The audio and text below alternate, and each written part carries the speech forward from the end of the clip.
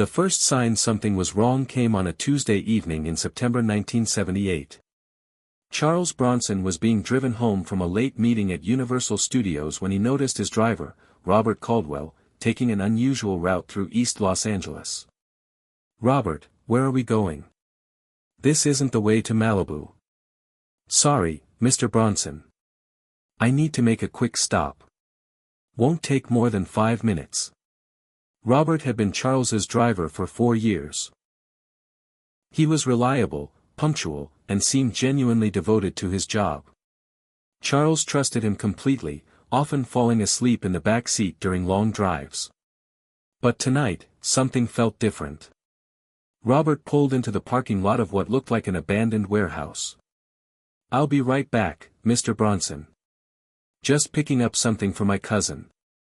Charles watched through the car window as Robert walked toward the building. What he saw next made his blood run cold. A van pulled up to the warehouse, and several men got out.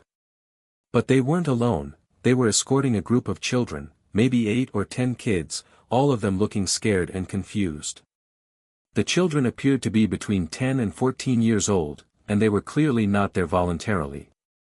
Charles saw Robert talking to one of the men, exchanging what looked like money for a manila envelope. Then Robert walked back to the car like nothing unusual had happened. "All set, Mr. Bronson. Sorry for the delay." Charles didn't respond. His mind was racing, trying to process what he'd just witnessed. Those children looked terrified, and Robert had clearly been involved in whatever was happening to them. When they reached Charles's home in Malibu, Charles told Robert he could leave early. "I won't need you tomorrow morning, Robert. Take the day off." "Are you sure, Mr. Bronson?" "I don't mind coming in." "I'm sure. I'll call if I need anything." As soon as Robert left, Charles called Mickey Torino, his private investigator friend. "Mickey, I need you to look into something very serious. I think my driver might be involved in something terrible involving children." Charles described what he'd seen at the warehouse, giving Mickey the address and as many details as he could remember. "Charlie, what you're describing sounds like human trafficking. That's federal crime territory, FBI, organized crime, the works." "Are you sure about what you saw?" "I'm sure. Those kids were scared, Mickey. They were being moved against their will, and Robert was involved." Mickey was quiet for a moment. "Charlie, if you're right about this, we're not just talking about firing a driver. We're talking about a criminal conspiracy that could involve dozens of people and hundreds of victims. Then we need to find out exactly what Robert is involved in, and we need to stop it." Mickey's investigation took 2 weeks and revealed something far worse than Charles had imagined. Robert Caldwell wasn't just a driver who happened to witness something illegal, he was a key player in a sophisticated child trafficking operation that had been operating in Los Angeles for over 3 years. The operation worked like this: recruiters would target runaway children and kids from troubled homes, promising them food, shelter, and protection. Once they had the children, they would transport them to various locations throughout Southern California, where they were forced into labor or worse. Robert's job was transportation and logistics. He used his position as Charles Bronson's driver as cover, driving around the city in expensive cars that never attracted police attention. Who would suspect that Charles Bronson's personal driver was trafficking children? But the most sickening part was how Robert had been using Charles's name and reputation to facilitate the crimes. "Charlie, this guy has been telling people he works for you, using your fame as legitimacy," Mickey explained during their meeting. "He's been approaching desperate families, claiming that he can get their runaway children into programs sponsored by Charles Bronson. Parents think their kids are getting help from a Hollywood celebrity, when really they're being sold into slavery." Charles felt physically sick. His name, his reputation, everything he'd worked for was being used to hurt children. "How many kids are we talking about, Mickey?" "Based on what I've been able to document, at least 30 children over the past 2 years. Probably more." "Where are they now?" "That's the problem. This operation moves kids constantly to avoid detection. They could be anywhere from Tijuana to San Francisco.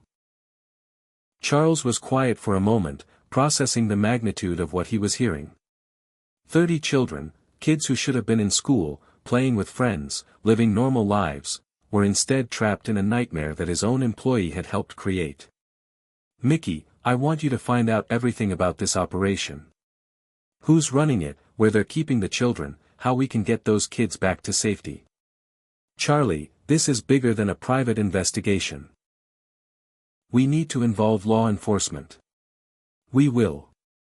But I want to make sure we have enough evidence to destroy this entire network, not just arrest a few low-level operators." Charles was about to make the most dangerous decision of his life. Instead of immediately firing Robert or calling the police, Charles decided to keep Robert employed while secretly documenting his activities. It was an enormous risk. If Robert suspected he was being watched, the entire trafficking network could disappear overnight, taking the children with them.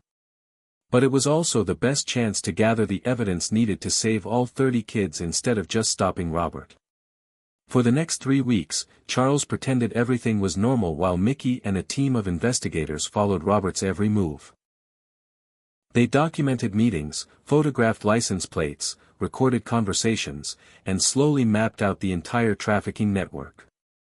If you're already shocked by how deep this conspiracy goes, make sure you subscribe and hit that notification bell, because what Charles Bronson did next will absolutely blow your mind. This is the kind of real-life heroism that Hollywood could never match. What they discovered was a criminal organization that extended far beyond Los Angeles. The trafficking ring had connections in Mexico, Nevada, and Northern California. They were moving children across state lines, which made it a federal crime with serious prison sentences. The leader of the operation was a man named Vincent Torres, who operated out of several legitimate-looking businesses throughout Los Angeles. Torres had been running various criminal enterprises for over a decade, but the child trafficking operation was his most profitable.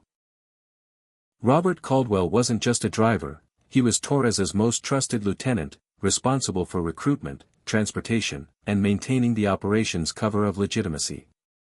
But Charles and Mickey had gathered more than just evidence. They had identified the locations where children were being held, the schedule for moving them, and the names of every person involved in the trafficking network. It was time to bring in the FBI. Special Agent Patricia Martinez specialized in human trafficking cases. When Charles and Mickey presented their evidence, she was amazed by the thoroughness of the investigation. "Mr. Bronson, this is the most comprehensive trafficking case I've ever seen. You've basically done 3 months of investigative work for us. Agent Martinez, I want to make sure we save every single child. Not just the ones we can find easily, but all of them. With this evidence, we can coordinate simultaneous raids on all the locations where children are being held. We can arrest the entire network at once, before anyone has a chance to run." The FBI operation was scheduled for a Wednesday morning in November 1978. Charles insisted on being present, not as a participant in the raids, but as a witness to make sure everything was handled properly. At 6 a.m., FBI agents simultaneously raided 7 locations throughout Los Angeles County. They arrested Vincent Torres, Robert Caldwell, and 18 other members of the trafficking network. More importantly, they rescued 28 children who had been held against their will, some for as long as 2 years. Charles was at the main FBI coordination center when the rescued children were brought in. What he saw broke his heart and filled him with rage. These kids were malnourished, scared, and traumatized by months or years of abuse. Some of them were so young they couldn't even remember their real names or where they'd come from.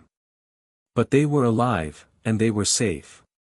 Charles immediately established a fund to provide medical care, counseling, and housing for the rescued children while social services worked to reunite them with their families or find them safe homes.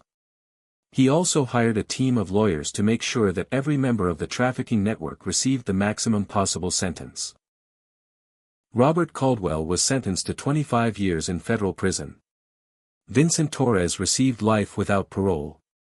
The other members of the network received sentences ranging from 10 to 20 years.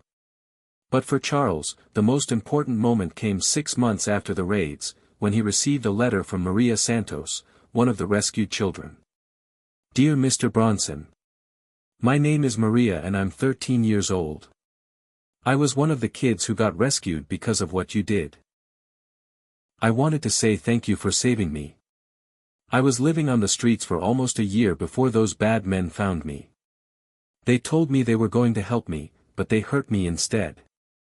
I thought I was going to die and nobody would ever know what happened to me. But you found me. You saved me. Now I'm living with a nice family who wants to adopt me, and I'm going to school again. I want to be a police officer when I grow up so I can save other kids like you saved me. Thank you for not giving up on us. Maria.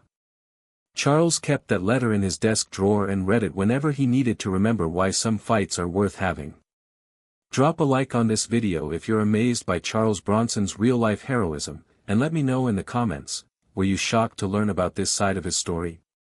Make sure you're subscribed because we have so many more incredible Charles Bronson stories coming. The case became a landmark prosecution that led to significant changes in how law enforcement handles child trafficking cases. The techniques Charles and Mickey used to document the criminal network became a model for similar investigations. In 1995, 17 years after the trafficking case, Charles was honored by the National Center for Missing and Exploited Children for his work in combating child trafficking. Most people who discover this kind of crime call the police immediately, the center's director said during the ceremony. Charles Bronson had the courage and wisdom to gather the evidence needed to save not just a few children, but dozens of children and to destroy an entire criminal network. Charles used the occasion to speak about the ongoing problem of child trafficking. People think this kind of crime only happens in other countries or in movies, Charles told the audience. But it's happening right here, in our cities, to children from our neighborhoods. And it's often being facilitated by people we trust, employees, neighbors, people who use their legitimate positions to gain access to victims. He paused, looking out at the crowd of law enforcement officials and child advocates. The only way to stop these crimes is to pay attention, ask questions, and have the courage to act when we see something wrong. Those 28 children are alive and safe today because someone was willing to look closely at something that didn't seem quite right. Charles Bronson died in 2003, but the Charles Bronson Foundation for Child Protection continues to provide resources for trafficking victims and training for law enforcement agencies. At Charles's funeral, Maria Santos, now Detective Maria Santos of the LAPD's Human Trafficking Unit, delivered one of the eulogies. 25 years ago, Charles Bronson saved my life, she told the assembled mourners. But he did more than that. He showed me that there are people in the world who will risk everything to protect children they don't even know. She looked out at the crowd with tears in her eyes. I've spent my career fighting the same kind of criminals who hurt me as a child. And every time I rescue a kid, every time I arrest a trafficker, I think about Charles Bronson and what he taught me. That real heroes don't just play tough guys in movies. They use their toughness to protect the most vulnerable people in our society. Today, the techniques developed during the 1978 trafficking case are still used by law enforcement agencies throughout the country. The case is studied in FBI training academies as an example of how civilian cooperation can be crucial in fighting organized crime. That's the Charles Bronson story that shows his true character. Not the vigilante movies or the stone-faced tough guy, but the man who discovered that his own employee was trafficking children and risked everything to save kids he'd never met. Because sometimes being a hero means recognizing that evil can be hiding right under your nose, in the form of someone you trust. And sometimes it means having the courage to do something about it, even when it's dangerous, even when it's complicated, even when it would be easier to just look the other way. Charles Bronson never looked the other way. And 28 children grew up to have normal lives because he didn't. Don't forget to subscribe for more incredible true stories about Charles Bronson's secret life as a real-world hero. Hit that like button if this story shocked you, and tell me in the comments, what other Charles Bronson story would you like to see next?